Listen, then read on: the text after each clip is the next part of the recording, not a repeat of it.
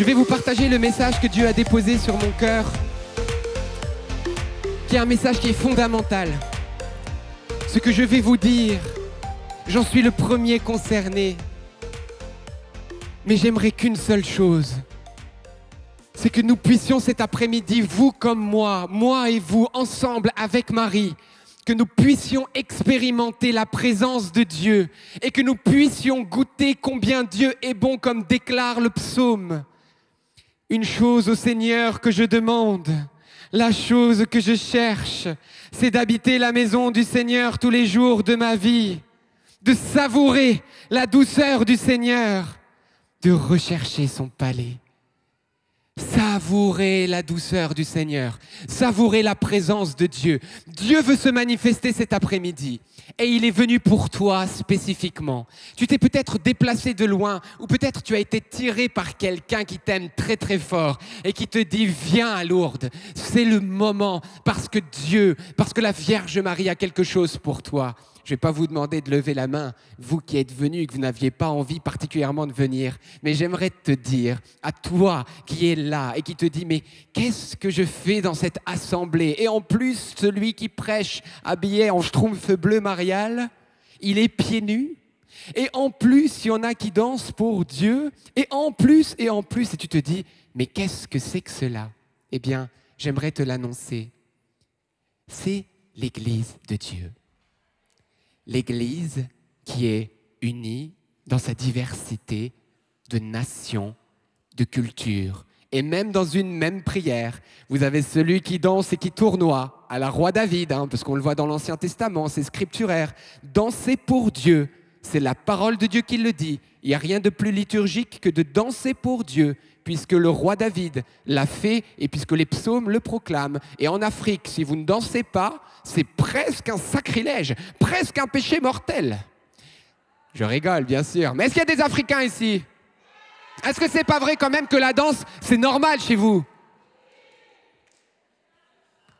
Mais c'est un peu moins normal en France, n'est-ce pas?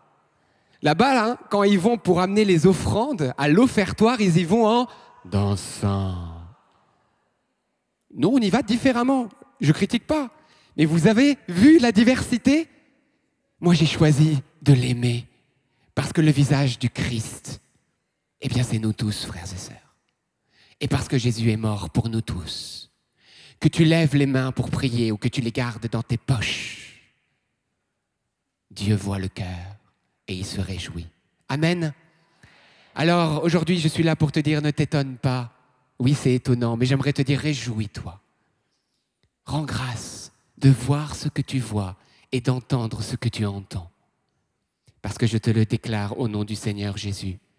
Si cet après-midi, tu lui ouvres ton cœur, si aujourd'hui tu crois qu'il est le Seigneur et le Sauveur et qu'il est le Dieu de tout pouvoir, tu ne repartiras pas comme tu es venu. Et tu verras que le ciel sera pas seulement ici, à événementiel, mais que le ciel sera là où toi tu seras, parce que Jésus sera avec toi tous les jours de ta vie. Il est temps, frères et sœurs, que les chrétiens vivent le ciel sur la terre. Il est temps, frères et sœurs, que nous quittions nos tombeaux. Il est temps, frères et sœurs, que nous croyions à l'évangile, que nous entendons à la messe. Il est temps, frères et sœurs, de croire que certes, nous avons des croix et tant de difficultés. Et je sais que si je vous demande de lever la main pour savoir qui a des difficultés en ce moment, j'ai une assemblée entière qui va lever la main. D'ailleurs, qui a des difficultés en ce moment? Eh bien, Seigneur, mais vous savez que le Seigneur, il le sait. Et vous savez que le Seigneur le sait tellement, il le sait tellement, qu'il a vu nos peines. Il a entendu le cri de toutes ces mères qui pleurent pour leurs enfants. Et je sais, vous parents, papa et maman, vous qui pleurez pour vos fils et vos filles, qui sont loin de la foi, qui sont tourmentés par les addictions, qui sont tourmentés par des mauvaises relations. Oui, vous pensez que Dieu ne pleure pas avec vous. Mais j'aimerais vous déclarer une chose. Celui qui a pleuré pour Lazare est également celui qui a ressuscité Lazare. Celui qui est compassion des malades, il est aussi celui qui a guéri les malades. Celui qui est compassion de ceux qui sont possédés, que ceux qui sont sous la malédiction, et également celui qui a délivré les captifs. Nous ne sommes pas, frères et sœurs, les enfants de la morosité, de la plainte. ou du désespoir. Nous sommes les fils et les filles de la lumière. Nous sommes les enfants de ce Dieu 3 fois saint qui a créé le ciel et la terre par sa parole. Ce Dieu qui a entendu vos cris et vos larmes, qui sait mieux que n'importe qui ce que tu portes et ce que tu souffres. Celui qui n'est pas venu juger le monde, et il l'a dit lui-même, au point qu'il était crucifié sur cette croix, alors que ses bourreaux étaient à ses pieds, alors qu'on se moquait de lui, alors qu'on était encore en train, devant sa propre mère, de l'insulter, qui va dire... Pardonne-leur, ils ne savent pas ce qu'ils font. Et nous voulons encore avoir peur de ce Dieu-là. Que peut-il donner de plus, Jésus, pour toi et pour moi? Il a envoyé ses prophètes. Et le Père s'est dit, ce n'est pas suffisant. Il a envoyé lui-même en son Fils Jésus. Parce que qui voit la face du Christ voit le Père. Ils sont un par l'unique Esprit. Frères et sœurs, le Père a envoyé ce qu'il a de plus cher, le Verbe de Dieu. Quand le Père a pensé le monde, il a donné l'autorité à son Fils éternel de proclamer la première parole créatrice. Et le Verbe a parlé, la première parole. Et les mondes visibles et invisibles ont été créés. Le néant est arrivé à l'existence. Lorsque le Fils a parlé, l'Esprit Saint a opéré la création du monde visible et invisible, les myriades d'anges et chacune de vos âmes et moi-même. Et alors que le monde, dans sa liberté, s'est détourné de Dieu, alors que vous comme moi, et nous le savons, et nous n'avons pas besoin d'un tableau, nous avons choisi parfois le mal, nous avons choisi de nous séparer de Dieu. Alors Dieu est venu comme cet homme avec son Fils pour nous prendre la main et pour nous remettre debout. Il est venu, le Verbe de Dieu. Il est venu sur la terre. Est-ce que vous vous rendez compte du mystère de l'incarnation? Que Dieu nous a tellement aimés qu'il s'est fait homme. Pour toujours. Jésus a un corps pour toujours. Vous vous rendez compte de l'anéantissement de Dieu? L'amour est fou. Et tu penses qu'il veut te laisser dans l'état où tu es, dans ta souffrance, dans ta détresse, dans toutes tes tentations et tes pulsions? Non. Il ne s'est pas incarné pour rien, Jésus. Il s'est incarné pour te chercher et pour me chercher par amour. Dieu s'est fait homme. Qu'est-ce qu'il a fait, Jésus? Il a fait le bien et il nous a rappelé que nous sommes faits pour aimer. Peut-être aujourd'hui tu te dis, je ne sais plus aimer. Ni Dieu, ni mon mari, ni mon épouse, ni mes enfants, ni ma famille. Je suis au bout du rouleau, je ne sais plus aimer. Eh bien, j'aimerais te dire, Jésus, qui est l'amour, va te redonner cette grâce cet après-midi. L'homme qui n'aime pas est pire qu'un animal, parce que l'animal ne fait pas du mal à son prochain, comme l'homme. L'homme, créé à l'image de Dieu, est fait pour aimer. Ta vie est faite pour aimer. Quand tu pries, ça doit être par amour. Quand tu vas vers les pauvres, c'est par amour. Quand tu es en famille, que tu fais à manger, c'est par amour. Nous sommes faits pour aimer. Et Jésus nous l'a montré. Il l'a montré jusqu'à la croix. Il a guéri les malades et nous allons voir la manifestation de guérison de Dieu cet après-midi. Parce que lui-même l'a ordonné. Allez annoncer l'évangile à toute la création. Et voilà les signes qui accompagneront ceux qui auront cru. En mon nom, ils chasseront les démons, ils imposeront les mains aux malades et ceux-ci seront guéris. Point final. On ne rajoute rien. Jésus est celui qui a ordonné d'annoncer l'évangile et de prier pour les malades. Alors si tu te dis, mais pourquoi il faut prier pour les malades? Tout simplement parce que Jésus l'a fait et nous a demandé de le faire parce qu'il a compassion des malades. Et aujourd'hui, en ce sanctuaire de Lourdes, en ce lieu où la Vierge Marie est apparue, nous savons que c'est le lieu par excellence. 11 février, journée mondiale des malades, 11 février, fête de Notre-Dame de Lourdes. C'est le lieu où il nous faut prier pour les malades. Donc je vous dis, à vous et frères et sœurs souffrants, bienvenue. Tu es ici, chez toi. Et chacun, nous allons recevoir la consolation de Dieu comme Dieu veut. Amen. Et je peux vous certifier que personne sera exclu de la grâce de notre Seigneur. Amen. Il va guérir instantanément plusieurs. Il va donner la force aux autres qui peut-être vont porter leur croix juste au bout. Le mystère de Dieu, oui, on ne comprend pas tout. Mais par contre, on peut prier. Amen. Vous vous dites, mais pourquoi il s'est mis pieds nus ? D'ailleurs, je ne suis même pas pieds nus, je suis en chaussettes, pour dire qu'on raconte encore. Mais c'est pour vous éviter les odeurs. Quand même un petit peu de pudeur. Jésus nous a appris à nous laver les pieds, n'est-ce pas, les uns les autres. J'aimerais vous poser une question. C'est quand la dernière fois que tu as lavé les pieds de ton mari ou de ta femme ? La dernière fois que tu l'as fait, tu t'es pas relevé, c'est ça ? C'était trop fort. Ben, c'est parce que tu les laves pas assez régulièrement, mon ami. Si tu les lavais souvent, il n'y aurait pas tant d'odeur. Frères et sœurs, le message que je veux dire, ce sera mon premier message. Nos familles ne vont plus bien et vos familles ne vont pas bien. Parce que nous ne savons plus nous aimer. Nous ne savons plus nous servir. Nous ne savons plus prier en famille. Alors peut-être vous souffrez de cela parce que vous n'y êtes pour rien. Votre mari ou votre épouse est loin de la foi et vous souffrez de cela. Mais j'aimerais vous dire, gardez courage.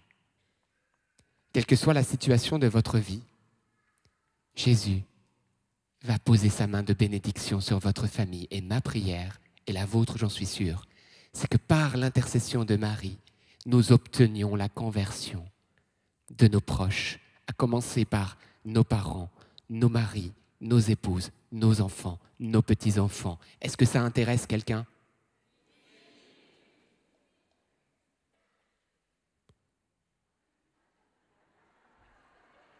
Bah ouais, hein. Mais levez la main. Regardez le nombre de personnes impactées juste par cette parole. Mais j'aimerais vous dire une chose. Ça intéresse aussi quelqu'un d'autre. Qu'est-ce qui intéresse Marie ? Comment on peut consoler le cœur de maman Marie ? Que des âmes reviennent à son fils. Elle prie pour ça. Mais permettez-lui d'agir dans vos familles. Ni vos récriminations, ni votre haine à cause de l'injustice que vous vivez, ni toutes ces choses ne peuvent changer. Non, c'est la prière. Elle est venue pour rappeler l'importance de la prière. L'importance de croire que la prière fait la différence. Quand vous dites Marie, elle dit Jésus. Quand on dit Jésus, le Père béni dans l'Esprit Saint, paf! Et ça, c'est ce que toi, tu ne peux pas faire, ni par tes paroles, ni par tes actes. Vous n'avez pas remarqué que parfois nos paroles, on ne peut plus rien faire, on ne peut plus rien dire, c'est bloqué. Dieu, lui, n'a pas les mêmes frontières que nous. Et quand vous êtes bloqué, tu dis, moi je ne peux plus rien dire dans ma famille. J'aimerais te dire quelque chose. L'amour n'a pas de frontières. Je la répète. Tes paroles sont bloquées, mais l'amour ne l'est pas.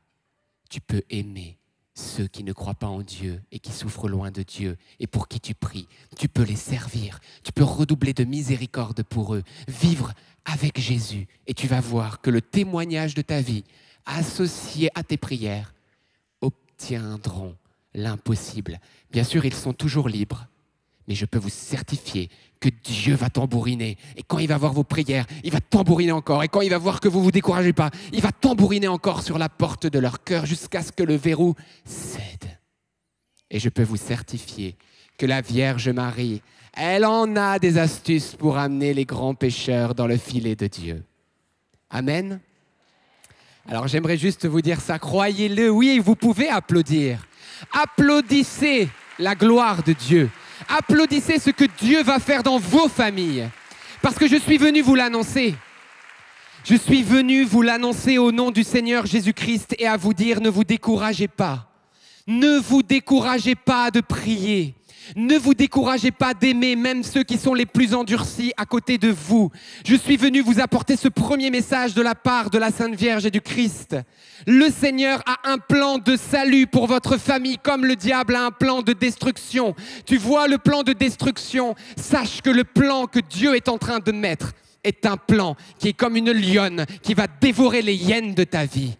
Rien ne peut l'empêcher. Sois avec le plan de Dieu.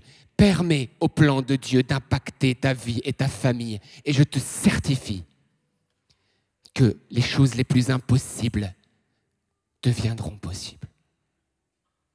La gloire de Dieu sera ton pain quotidien.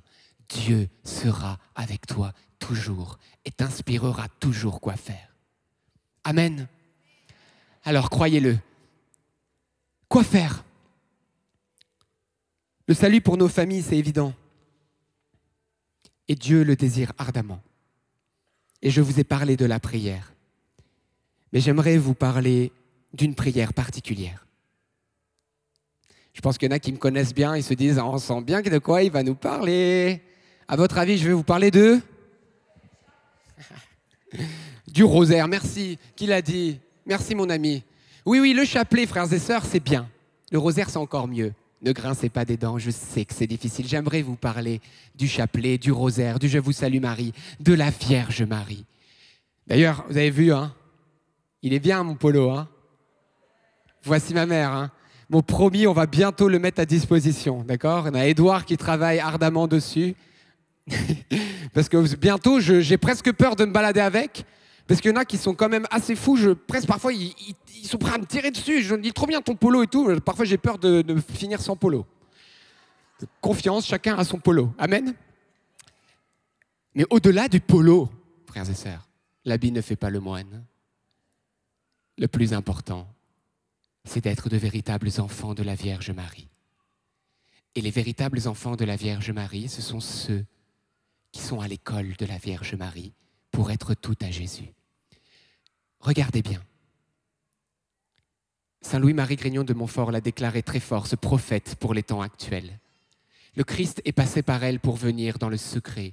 Mais nous savons que dans sa deuxième venue, Jésus va venir dans la gloire, il se prépare un chemin identique.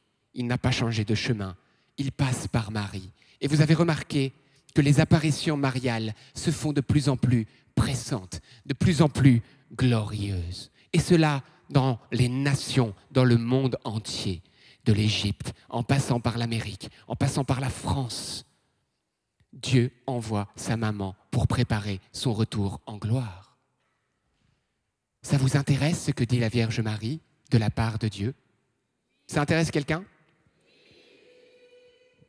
Waouh! Il n'y a que des femmes dans cette assemblée? Et les hommes, est-ce que ça vous intéresse un peu? Parce que je peux te dire, tu trouveras ton identité masculine en elle. La Vierge Marie façonne des fils de Dieu comme personne. Elle qui a façonné la tête, qui s'appelle Jésus-Christ. Toi qui es ses membres. Tu veux devenir un homme dans ton identité? Mets-toi à l'école de Marie et fais-toi son serviteur et son enfant. Et je peux te certifier qu'elle te oint de l'onction, cette onction christique. Elle fait de toi un autre Christ. Elle te oint de la présence de son Fils pour que ça ne soit plus toi qui vive, mais son Fils en toi. Que tu puisses dire comme Saint Paul, ce n'est plus moi qui vis, c'est Jésus en moi. Et alors tu verras, lorsque tu marcheras, le Christ marchera en toi. Lorsque tu parleras, c'est le Christ qui parlera. Lorsque tu aimeras, c'est le Christ qui aimera. Lorsque tu auras une décision à prendre, tu la prendras non selon la chair, mais selon l'Esprit du Dieu vivant. Et tu verras que tout ce que tu feras portera du fruit, parce que Dieu travaillera avec toi, comme il a travaillé avec son Fils Jésus-Christ. Ce que je dis là, heureux êtes-vous si vous le croyez, et vos vies changeront. Heureux êtes-vous si vous le mettez en pratique et que les paroles que je déclare dans cette assemblée ne soient pas seulement des paroles, frères et sœurs, mais qu'elles puissent trouver dans votre cœur une bonne terre afin que cette semence porte des fruits parce que vous êtes les premiers concernés, vos familles sont les premières concernées, vos vies personnelles et votre éternité. Frères et sœurs, on peut jouer sa maison au loto et au poker, mais on ne joue pas son éternité. Non. Et Marie est venue pour former des fils et des filles de Dieu, pour redire que Jésus-Christ, l'unique Fils du Père, l'unique Sauveur et Seigneur, que Jésus est le seul chemin et qu'il est temps que nous l'accueillions pleinement dans notre vie. Pas seulement d'une manière hypocrite, en faisant des œuvres, en cochant les cases, mais avec tout notre cœur, notre être, nos entrailles, notre vie. Et je vous déclare, vous aurez des difficultés, oui, mais Dieu sera votre réconfort. Vous aurez des peines, oui, mais Dieu vous comblera de ses consolations. Et vous ne serez jamais seul. Et vous ne saurez plus ce qu'est le désespoir, parce que le ciel sera toujours votre rempart. Frères et sœurs, beaucoup de chrétiens viennent me voir en me demandant une prière. Et moi de leur rétorquer, et vous, est-ce que vous priez? C'est pas vous qui priez pour nous? Ben, on peut prier pour vous, mais est-ce que vous priez? Parce qu'elle est là la clé. La prière, on apprend à prier. C'est pas facile, c'est pas inné, c'est difficile. Est-ce qu'il y en a qui ont déjà vécu des chapelets difficiles à dire? Levez la main. Genre on ne sent rien, on n'en peut plus, on a 10 000 pensées. Très bien. Vous savez que c'est les plus valeureux, hein? Saint-Louis-Marie Grignon de Montfort en parle, que parfois ça nous coûte tellement, mais quand ça nous coûte, eh bien sachez que c'est l'offrande de vos peines, de votre temps, de vos souffrances, ça a un poids énorme de gloire. Énorme. Et l'Écriture parle de ça. Hein. Il nous dit que les souffrances du temps présent n'ont rien à comparer avec la gloire qui doit se manifester en nous. Et même, il y a un autre passage qui nous dit que ta détresse actuelle ne peut pas être comparée avec le poids de gloire éternelle que ça t'obtient. C'est-à-dire que quand tu es dans la détresse, que tu es dans une difficulté et que tu t'unis au Christ et que tu l'offres par amour, ça entraîne un poids de gloire éternelle pour toi en cette vie et en l'autre. Vos souffrances offertes ont du prix, puisque la souffrance offerte de Jésus a sauvé le monde. Ne dis pas « je souffre en vain ». Ne dis pas « je me suis épuisé en rien ». Ne dis pas « mes prières n'ont pas été entendues ». Ne dis pas « j'ai fait, j'ai donné et regarde aujourd'hui où j'en suis, car je te le déclare ». Si tu pouvais voir tous les bénéfices de tes prières, je peux te certifier que tu ne serais peut-être même pas en train de m'écouter, mais que tu serais devant la grotte à genoux, en train d'enchaîner les « Je vous salue Marie ». La Vierge Marie nous a donné, et je le dis sans crainte, en prière récitée, le rosaire est la plus puissante arme qui existe. Je ne parle pas de la messe, je ne parle pas des sacrements. En prière récitée, c'est la plus puissante arme qui existe contre le diable et pour sanctifier une âme. Je ne le dis pas de moi-même. Depuis des centaines d'années, les saints et les papes le disent. Et la Vierge Marie, dans ses apparitions, ne la voyez-vous pas avec un chapelet? À Lourdes, n'est-elle pas venue égrener son chapelet avec Bernadette? D'ailleurs, ça ne vous paraît pas bizarre? Quand elle arrive au Sainte Marie, Mère de Dieu, comment elle prie Marie? Oui, d'ailleurs, elle n'a pas de bol, la Vierge Marie. Elle n'a pas de Vierge Marie pour elle. Nous, on a une Vierge Marie. Elle n'en a pas. Bon, vous me direz, elle a plein d'autres choses, mais ce que je veux dire, c'est qu'on a un cadeau énorme d'avoir une si belle maman qui vient jusqu'à nous. Elle nous demande le chapelet.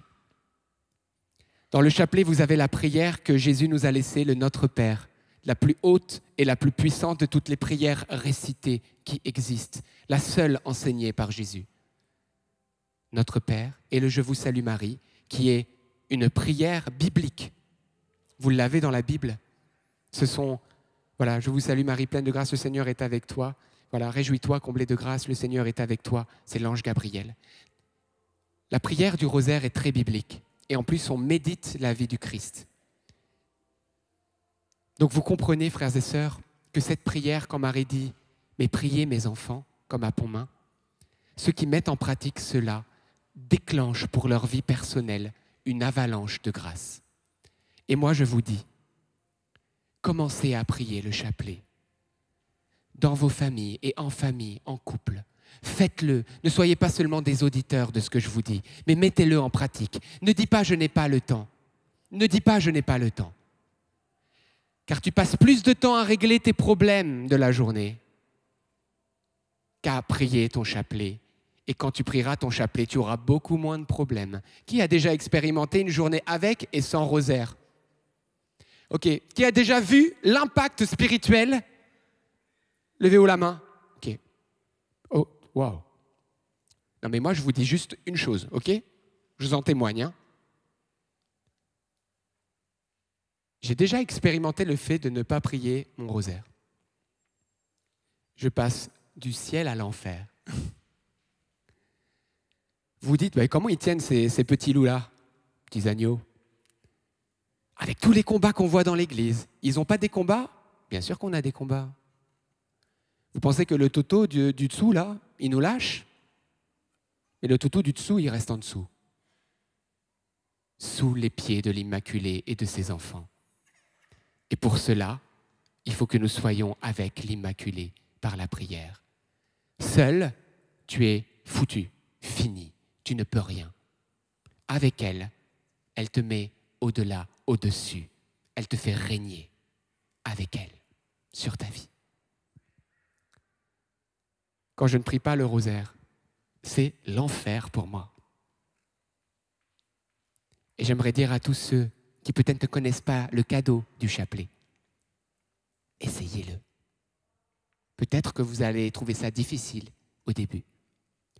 Commence par une dizaine, puis un peu plus, une deuxième, puis un chapelet en entier. Tu peux l'étaler sur ta journée. Et puis vous qui dites déjà le chapelet, rajoutez un peu. Petit à petit, un deuxième chapelet. Et ensuite, vous allez voir que le rosaire va devenir votre vie. Et vous allez commencer à rentrer dans cette onction du rosaire, dans la grâce mariale. Le rosaire a arrêté, frères et sœurs, les effets d'une bombe atomique. Vous connaissez cette histoire? Nagasaki, Hiroshima, 2 bombes atomiques, 2 exemples, 2 couvents qui s'en sortent indemnes et sans radiation, alors qu'il y en a un qui était dans le ground zero, c'est le périmètre d'1 kilomètre, là où la bombe explose, là où il n'y a plus rien. Ils étaient là. Et on va leur dire, pourquoi vous avez été sauvés et ces milliers de gens sont morts? Ils vont dire, nous ne savons pas. Mais ce que nous savons, c'est que comme elle l'a demandé à Fatima, notre couvent prie le rosaire tous les jours. Moi, ça m'intéresse, mes amis. Lorsque Marie, dans ses apparitions, nous déclare que le rosaire peut arrêter des guerres, des bombes atomiques, et on en a la preuve, hein, c'est dans les journaux. Ce que je vous dis est certifié. Et je parle à tous ceux qui sont scientifiques, je suis scientifique. Je ne me permettrai pas de vous dire des choses qui soient des on-dit. C'est certifié dans les journaux, tout le monde le sait. C'est facile à trouver. Si le rosaire peut arrêter une bombe atomique et les guerres, le rosaire ne pourrait-il pas arrêter ta guerre? Ta guerre familiale? La guerre de tes pensées? La guerre de tes passions, de tes pulsions? Tout ce qui ne va pas chez toi? Marie ne pourrait pas faire quelque chose pour toi? Eh bien si. Et c'est pourquoi qu'elle nous supplie presque de prier le rosaire. Alors je sais qu'on a tous des quotidiens différents. Il y a des parents avec leurs enfants et c'est difficile. Tu te dis comment je vais faire avec les couches et tout ça. Confiance, no stress. Dieu va t'aider, Dieu va te montrer petit à petit. Moi je me souviens quand je priais déjà mon chapelet après ma conversion, il y a quelqu'un qui est venu me dire « Ouais mais la Vierge elle demande le rosaire ». Je dis « Oui, elle le demande à tous, mais pas à moi ». Moi, j'ai une vie dynamique, moi. Je suis un étudiant en médecine, moi. J'ai pas le temps de tout ça. Et puis, le Seigneur m'a dit, si, mon petit chéri d'Alberto, toi aussi. Et je me suis rendu compte qu'en fait, j'avais du temps, que je pouvais trouver du temps, et qu'une dizaine, c'est quelques minutes, et qu'on peut en dire. Qui dit des bêtises ici? Waouh, quel peuple saint! Incroyable! Vous êtes vraiment géniaux. Vous n'êtes pas pourtant encore allés tous vous confesser, je ne comprends pas. Des bêtises, on en dit, hein, et à l'appel. Hein. Des critiques sur l'Église, on aime en dire aussi, sur les prêtres. Ça devient presque un passe-temps, non seulement des journaux, mais des chrétiens, à la honte de l'Église. Parce que si nous-mêmes, nous nous tirons les uns sur les autres, sur qui le Christ va-t-il compter pour panser la plaie de son Église et de son corps? Faisons taire nos langues pleurons avec le Christ et bénissons notre Église. Bénissons nos prêtres. Comme lui-même nous l'a dit, ne maudissez pas, mais bénissez, afin d'attirer sur vous la bénédiction. Oui, il y a des scandales et malheur par qui celui ils arrivent. C'est le Christ qui l'a dit. Et bien entendu, nous pleurons et c'est un scandale. Et le péché doit être éradiqué de notre Église. Et sans parcimonie. Mais le pécheur doit être aimé. Gare à nous si nous jugeons le pécheur. Car je te le déclare, de la mesure où tu vas le mesurer, cette mesure sera utilisée pour toi et pour tes œuvres secrètes que Dieu connaît. Alors gardons-nous de juger, mes amis, et à genoux prions pour le relèvement de notre Église blessée, pour la sanctification des prêtres, nos bergers, et soyons de dignes enfants du Père jusqu'à aimer nos ennemis. Ça intéresse quelqu'un d'entrer dans une vraie vie chrétienne où nous mettons en pratique ce que le Christ nous a ordonné, où nous nous faisons souffrance. Oui, c'est difficile de fermer cette bouche qui est habituée à médire. C'est difficile de rompre avec certains péchés.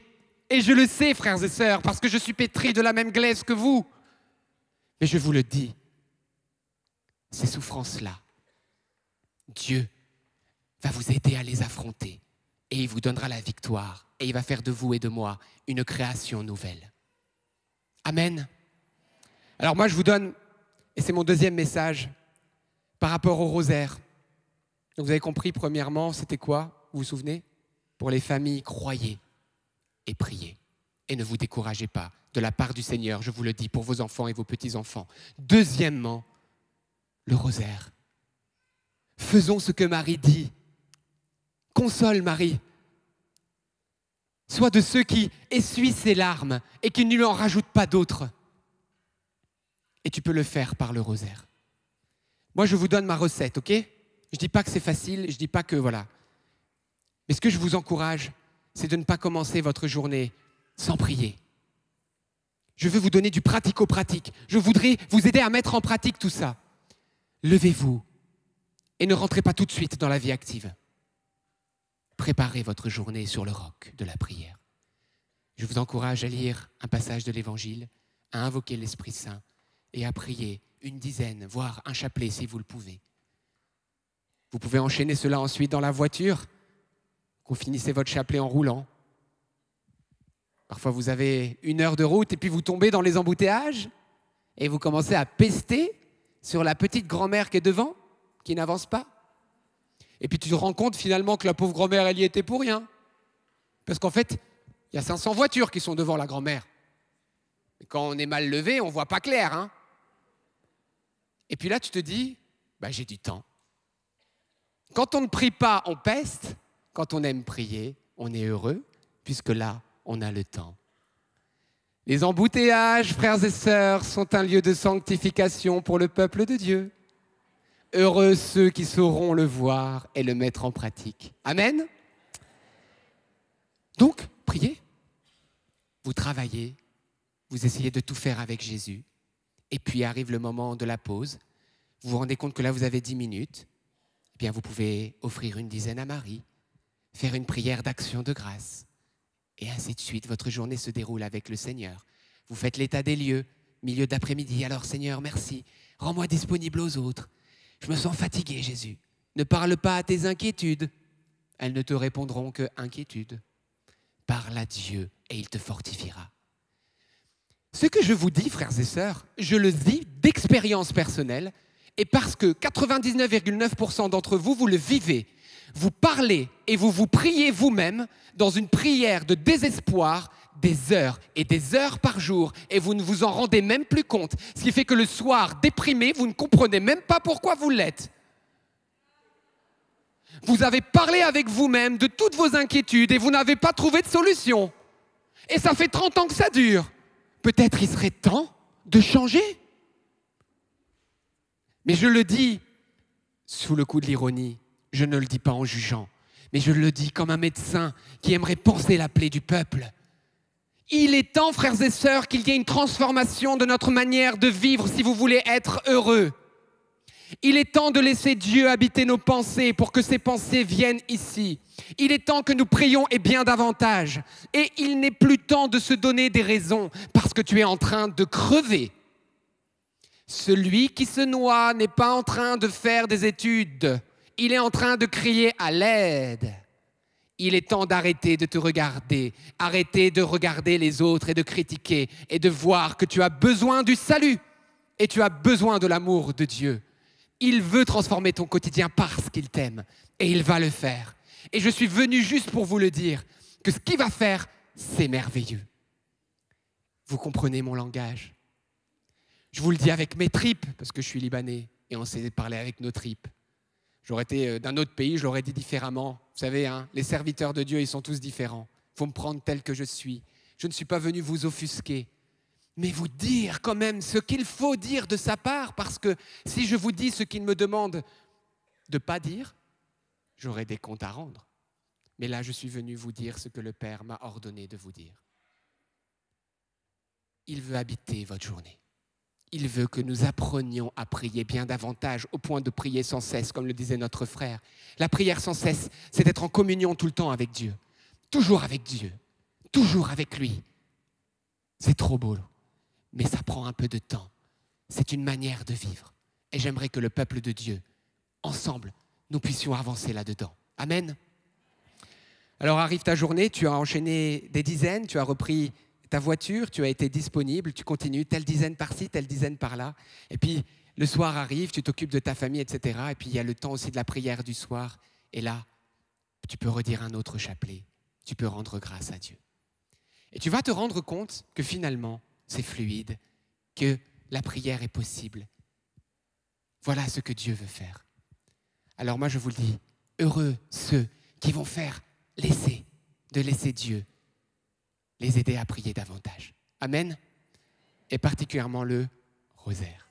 Nous, on l'a mis en ligne à 19h30 chaque soir. Je sais qu'il y en a qui suivent NDML le soir.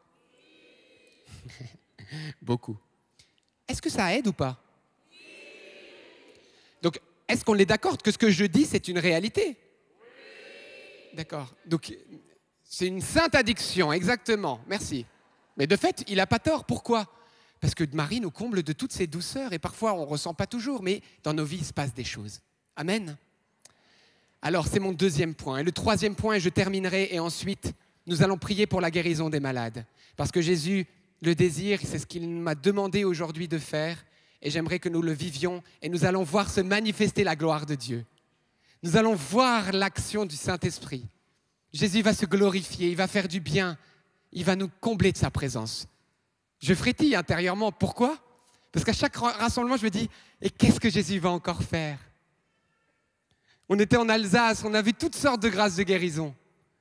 C'est touchant, c'est pas juste comme d'un observateur scientifique de médecin que je dis ça. C'est tellement touchant de voir des personnes consolées, même physiquement. Et vous savez, ce qui était juste énorme, c'est qu'il y avait des gens qui voulaient venir au rassemblement, qui n'ont pas pu venir, mais qui se sont mis en communion pendant le temps de prière et qui ont été instantanément guéris là où ils étaient. Donc vous pouvez porter vos prières, ces personnes en prière. Dieu entend et il agit aussi. Le troisième point, et je terminerai, c'est que frères et sœurs, il y a quelque chose qui nous sépare de Dieu, qui s'appelle le péché. Et je voudrais bien que Lucie, si tu veux venir un petit peu. Et c'est important ce que je vais dire. Ce message, je vous dirais, il est vraiment clé. Parce que ça, c'est quelque chose qui est important. Et j'interpelle toute personne ici. Ce message, il est pour toi et pour moi, mais il est d'une importance cruciale. C'est qu'aujourd'hui, nous qui sommes chrétiens, il y a quelque chose qui nous sépare de Dieu et qui nous fait tellement souffrir, qui s'appelle le péché. Et le péché, c'est quoi? C'est tout ce qui n'est pas amour. C'est tout ce qui te fait du mal, qui fait du mal aux autres et qui fait du mal à Dieu. Jésus est venu pour ça sur la croix. Jésus désire que nous soyons libres à l'égard du péché. Peut-être tu as des addictions à l'alcool ou au tabac, peut-être même au chocolat. Ah, là ça rigole, hein? J'ai touché un point sensible.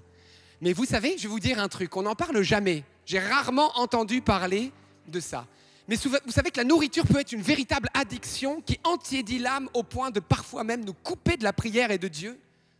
Est-ce que ça vous parle ce que je dis? Est-ce qu'on ne culpabilise pas qu'après qu'on a trop mangé et on tombe dessus et on ne sait pas pourquoi, mais il y a quelque chose qui nous pousse vers cette tablette de chocolat plutôt que vers Jésus-Christ? Ah bah oui, ça fait sourire, il y en a qui... Mais vous savez, je vais vous donner ce témoignage. Au Liban, on aime beaucoup manger. Et Jésus aimait manger. J'ai rien contre manger. La seule problématique, c'est lorsque le manger prend la place de mon Jésus. Quand le manger devient un but dans ta journée. Tu ne sais pas pourquoi, mais tu as à peine fini ton petit déjeuner que tu penses déjà à ton déjeuner. Tu n'as même pas encore faim. Vous voyez ce que je veux dire? C'est une touche sensible, mais j'aimerais que nous le comprenions. Dans ma vie, c'était aussi très important de manger. Je me suis rendu compte que même dans ma vie personnelle, j'avais une addiction à la nourriture réelle. Je voyais bien que mes pensées souvent étaient prises. Que quand on allait dans un rassemblement, je me dis « Ah, après, on va pouvoir manger tranquille. » J'ai rien contre. Je ne dis pas que bien sûr que c'est des consolations. Et Dieu aime cela. Ce n'est pas mon propos. Mais Dieu aime te voir libre. Et que tu puisses consommer à la manière dont Dieu te demande de consommer dans la divine volonté. Tu vas savourer ta vie. Tu ne vas pas goinfrer ta vie. Tu vas te réjouir de ton festin. Tu ne culpabiliseras plus de ce qui rentre par là. Frères et sœurs, j'ai supplié Dieu de me délivrer de cela et ça a pris des années. Mais j'en ai vu les fruits dans ma vie aujourd'hui. Et je peux vous certifier quel bonheur. Jésus a le pouvoir de te libérer même de cette boulimie, de ton rapport à la nourriture. Peut-être tu as toujours peur du lendemain. Peut-être tu as des problèmes avec tes finances et du coup tu as peur. Tu es constamment dans la peur. Est-ce que je vais manquer pour ma famille, etc. Et tu es dans la peur. Peut-être tu as pas mal sur ton compte, mais tu ne sais même plus partager. Cette addiction à l'argent te sépare de l'amour de Dieu petit à petit, parce qu'on ne peut servir de maître, nous a dit le Christ. Je ne suis pas là pour dénoncer, pour faire mal, mais pour te dire que si tu te sens concerné, heureux es-tu. Parce que Jésus, ce Jésus que nous servons, il a le pouvoir de briser les chaînes. Il a le pouvoir de te rendre libre. Peut-être tu vis ce qu'il n'est pas permis de vivre. Tu es dans l'adultère. Peut-être que tes yeux regardent ce qui n'est pas permis d'être vu. L'abjection et l'impureté. Peut-être ta télévision est constamment allumée chez toi parce que tu te sens si seul que tu as trouvé dans ta télévision un refuge et que tu te délectes de toutes ces séries qui sont là. Et le temps passe et ta relation à Dieu ne grandit pas. Jésus aujourd'hui te dit qu'il aimerait tellement que tu viennes l'adorer autant que tu regardes la télé. Nous devenons ce que nous contemplons. Tu vas devenir une télévision. Et les télés, ça rentre pas au paradis éthique. Non, mais regardez, je le dis avec un sourire, mais lorsque tu es devant le Saint-Sacrement, Jésus te transforme. Je ne dis pas que... Alors la télévision, malheureusement, je parle des chaînes actuelles, je n'y vois quasiment plus rien de bon. C'est pourquoi je vous encourage de fond de mon cœur à les éteindre. Il y a des chaînes comme KTO, il y a des chaînes YouTube, je ne citerai pas, et d'autres chaînes qui sont édifiantes, mais pas que la nôtre. Il y a plein de belles chaînes. Je vous encourage à ce genre de programme, mais même cela avec modération. Que vous ayez vous aussi des temps de prière, des temps en famille, des temps où vous vous retrouvez avec Dieu, des temps où vous servez les pauvres. Si la télé t'empêche d'être heureux, il est temps qu'elle tombe. Peut-être tu as de la rancœur, de la haine, de l'amertume parce qu'on t'a blessé injustement depuis ton enfance. Peut-être on t'a volé ton innocence et que depuis tu es lié à ça et tu souffres. Peut-être même certains d'entre nous, à cause de toutes ces injustices, ont de la haine contre ses bourreaux, de l'amertume, de la rancune. Ça ne passe pas, ce n'est pas juste et cette haine te paralyse. Peut-être dans ta propre famille, tes parents ne t'ont pas aimé. Peut-être que tu n'as même pas eu de parents. Et tu es enfermé dans cette souffrance, cette solitude, cette peur de l'abandon. J'aimerais te dire que Jésus est là pour toi. et qu'il a le pouvoir, d'une manière que lui seul sait, de guérir là où c'est impossible et de t'amener vers un chemin de guérison et de délivrance et de pardon.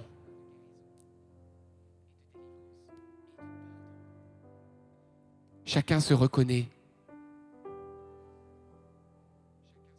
On a tous la petite écharde dans la chair. Et aujourd'hui, Jésus te dit, ma grâce te suffit. Frères et sœurs, vous connaissez les 10 commandements et je terminerai là-dessus. Qui connaît les 10 commandements? Donc je ne vois pas énorme, hein? Mais je vois bien que vous avez du mal à lever la main. Mais je sais pourquoi. Jésus nous a laissé un commandement d'aimer. Ok?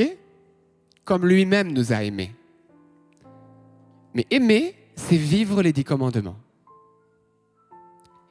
Adorer Dieu de tout son cœur, de toute sa force, lui seul. Et de faire tomber toutes les idoles.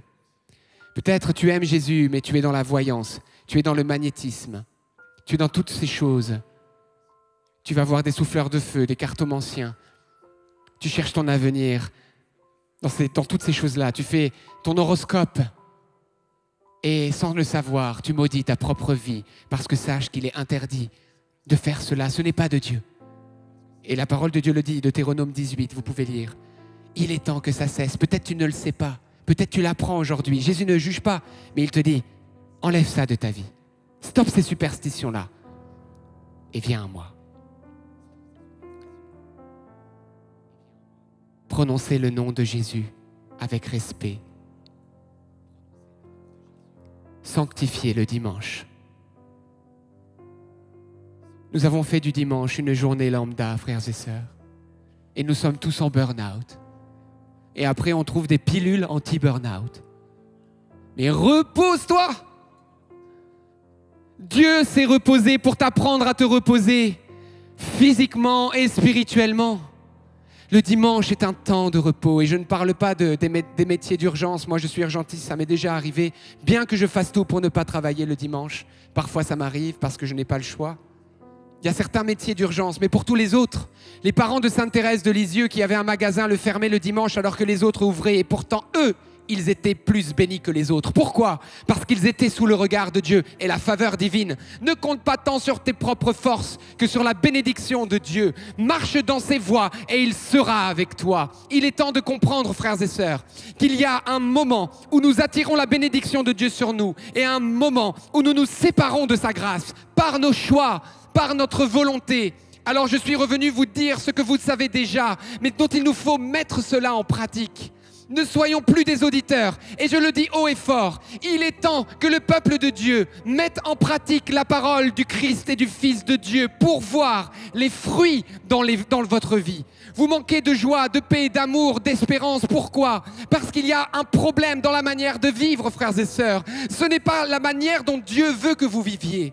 Dieu veut que vous viviez dans sa présence, dans les 3 vertus théologales qui sont foi, espérance et amour. Mais comment vivre de cela si alors le dimanche c'est devenu un jour comme les autres? Si, aujourd'hui tu regardes ce qui ne doit pas être vu, si tu médis encore ton frère, si tu es dans la critique constante, si tu passes ton temps à morigéner ton passé et des choses mauvaises, à un moment donné, il est temps de dire stop. Quel chemin je choisis? Dieu ou le diable? C'est le choix.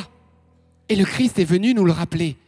Vous ne pouvez manger à la table de Dieu et à la table du diable. Le prophète Élie l'a rappelé au peuple israélien, le peuple d'Israël. Ils adoraient Dieu, ils adoraient les Baals. Et la malédiction de Dieu était sur eux. Alors il a envoyé le prophète Élie. Il a rassemblé tout le peuple et tous les prophètes de Baal. Il leur a dit, bon, ça suffit la mascarade. Y a-t-il un Dieu ou n'y en a-t-il pas? Qui est-il? Eh bien, nous allons voir. Et il a mis 2 sacrifices de taureaux. Le feu consumera le sacrifice de celui qui a raison. Et les prêtres de Baal ont commencé à se taillader et à invoquer toutes sortes de choses et il ne s'est rien passé. Au point que le prophète Élie a commencé même à se moquer. Votre Dieu est sourd. Parce qu'il savait que notre Dieu n'est pas sourd à tes peines. Et lorsque le prophète Élie est avancé devant ce sacrifice, il s'est mis à genoux, il a levé les yeux, il a invoqué le nom du Seigneur. et a consumé l'offrande, et même l'eau qui était autour de l'offrande, et tout a disparu. Le peuple est tombé face contre terre. Et il a dit, maintenant, suivez les commandements du Seigneur avec amour, parce que Dieu vous aime et qu'il veut vous bénir. Le jour du dimanche est un jour qui doit être sanctifié. Comment ? L'Église nous l'enseigne, par la messe bien sûr, par des temps en famille de qualité, en visitant les personnes seules, les personnes pauvres, les personnes malades. Vivez votre dimanche selon le Seigneur. Et tous les autres jours, bien sûr. Mais particulièrement ce jour. Honorer ses parents, c'est pas toujours facile. Mais Dieu veut nous libérer de la malédiction que nous héritons parfois de leurs actes.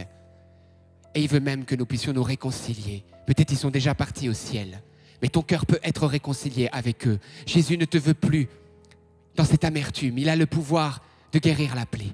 C'est tellement difficile, parfois. Mais permets-lui de commencer avec toi ce chemin de guérison. Honorons nos parents, quel que soit ce qu'ils ont vécu ou fait. Ne les abandonnons pas. Et puis, vous connaissez ensuite, tu ne tueras pas. Une parole peut être homicide. Des malédictions que tu envoies peut-être même sans proclamer, mais dans ta tête, c'est un homicide. Jésus l'a dit. Jésus nous a dit qu'une parole pouvait tuer. Et vous le savez, vous qui avez été tués par une parole, vous qui souffrez. Ne pas commettre l'adultère. Honorons le mariage. Honorons le mariage. Demandons la chasteté dans notre Église et la sainteté. L'Église est en train de souffrir parce que nous avons omis que Dieu est saint et qu'il nous faut avoir la sainte crainte de son nom. C'est quoi la sainte crainte? Ce n'est pas la peur. Non. Nous n'avons pas peur de Dieu parce que nous l'aimons et il nous aime. Mais par contre, ça nous glace le sang de nous séparer de Dieu par nos actes et de nous détourner de Dieu. C'est ça la sainte crainte. C'est de blesser le cœur de Dieu, de nous séparer de lui par nos actes. Les médisances vont tomber, les jalousies vont tomber, l'impureté va tomber, les adultères doivent cesser. Et si vous vous sentez concerné par cela, je vous encourage. Et s'il y a des prêtres dans cette assemblée, s'il vous plaît, prenez le temps de confesser le peuple de Dieu. Allez vous confesser. Jésus veut effacer vos péchés. Il connaît vos péchés. Mais quand tu vas lui offrir avec une sainte contrition en disant « Pardon mon Dieu, ça fait 50 ans que je ne suis pas confessé, j'en ai lourd sur la conscience, mais je veux aussi être sauvé, je t'aime et je ne veux plus t'offenser. » La puissance de Dieu vient sur vous. Le sang de Jésus vous recouvre. Et devant le Père, vous êtes justifiés. Le diable dira « Il est pécheur, regarde, il a fait ça. » Le Seigneur dira « Oui, c'est un pécheur pardonné, mais je ne me souviens plus de ses fautes parce que je les ai effacées et oubliées. » Dieu veut effacer et oublier tes péchés.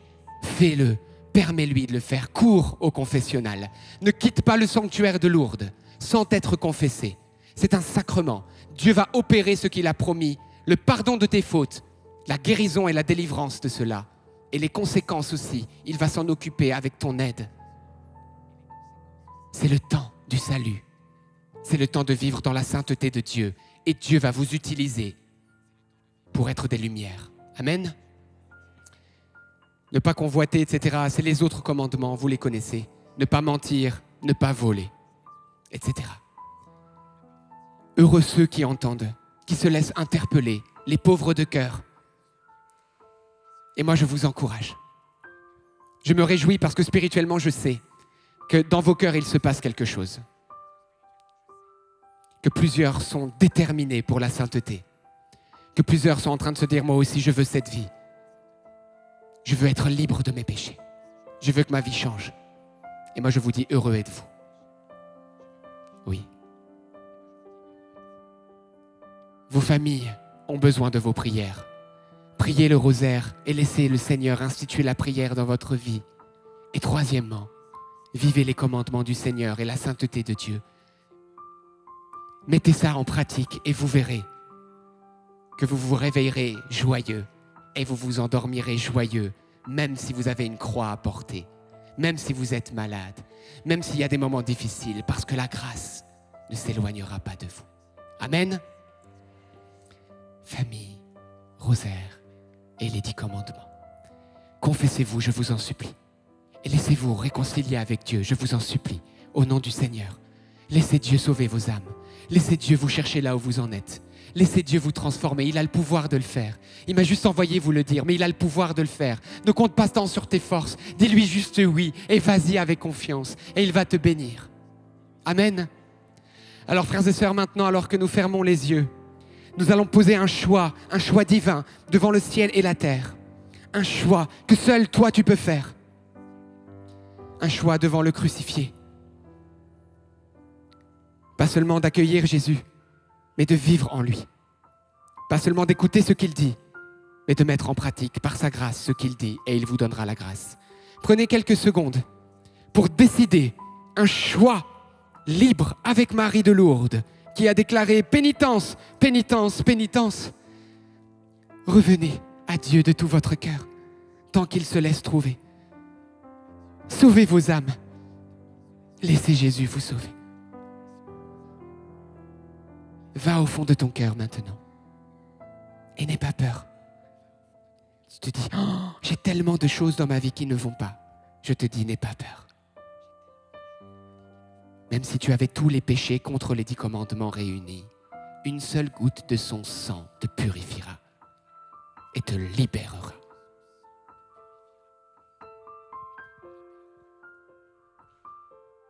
Ceux qui le peuvent,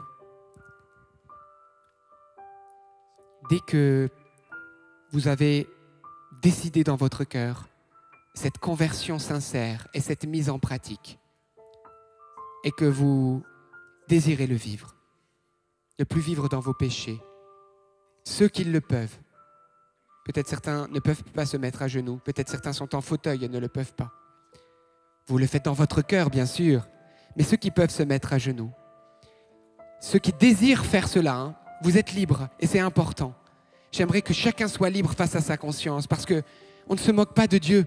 Il en va de notre éternité. Chacun en est là où il en est. Mais si aujourd'hui ton cœur est touché par la parole et que tu veux mettre ta vie en ordre et tu veux te repentir et tu veux que le royaume de Dieu soit présent dans ta vie, eh bien mets-toi à genoux maintenant. Mets-toi à genoux là où tu es, si tu le peux. Si tu ne peux pas parce que tu es souffrant ou que tu ne veux pas, ne t'inquiète pas, chacun est libre. Mais j'aimerais que ceux qui le désirent puissent vivre ce moment.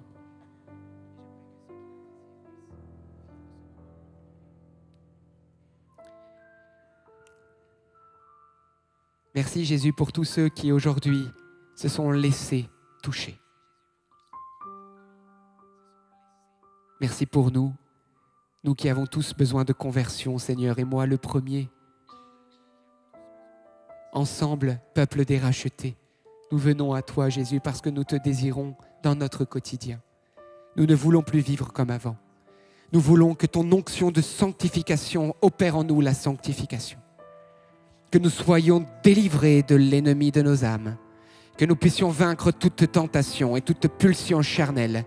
Que nous puissions soumettre l'homme et la femme ancienne et que la création nouvelle dans le Christ Jésus puisse être une réalité dans nos vies. Petit à petit, pas après pas, le Seigneur est avec toi, avec moi. Et j'invite à ceux qui le désirent à prier après moi cette prière. Cette prière, frères et sœurs, c'est une prière où nous allons bien sûr redire oui à Jésus par Marie, mais nous allons demander l'onction du Saint-Esprit. Nous sommes à 9 jours de la Pentecôte et le Saint-Esprit va faire en vous le vouloir et le pouvoir. Il va vous donner la capacité.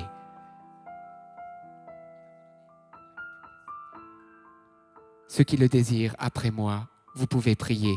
Seigneur Jésus, je viens à toi tel que je suis.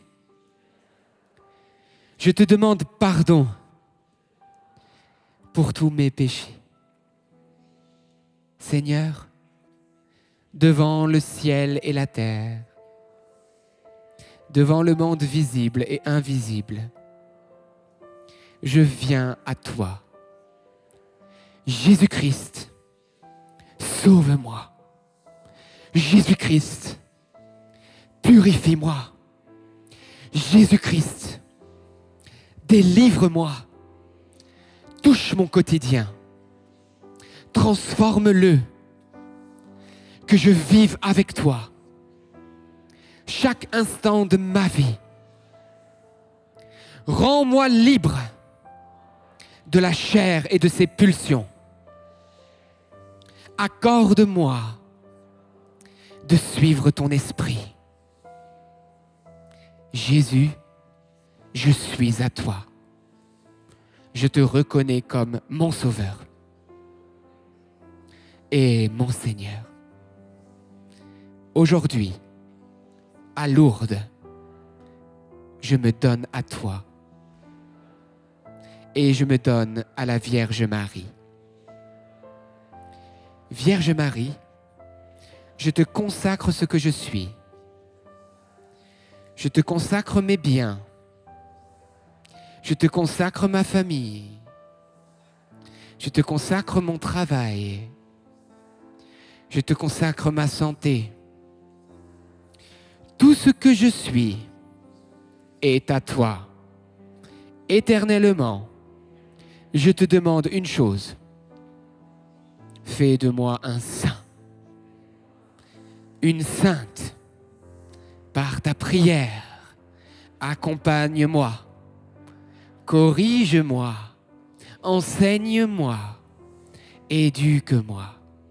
J'ai besoin d'une mère, j'ai besoin de toi. Aujourd'hui, je veux te consoler, ô Marie. Sécher tes larmes, je suis à toi. Amen. Amen. Amen. Merci mon Dieu pour tout ce que tu fais. Merci mon Dieu. Vous pouvez vous relever, ceux qui le désirent. Et nous allons maintenant rendre grâce. Vous savez, ce que nous venons de vivre est le sommet vraiment de ce temps d'enseignement. Parce qu'une âme qui revient à Dieu de tout son cœur, au ciel, il y a une joie énorme. Oui, frères et sœurs, vous n'avez peut-être pas retiré vos chaussures, mais en vous mettant à genoux, vous avez retiré la chaussure de l'orgueil et vous avez retiré la chaussure de la peur et vous avez fait confiance humblement que Dieu est capable de faire ce qu'il nous demande. Amen. Alors réjouis-toi, peuple de Dieu.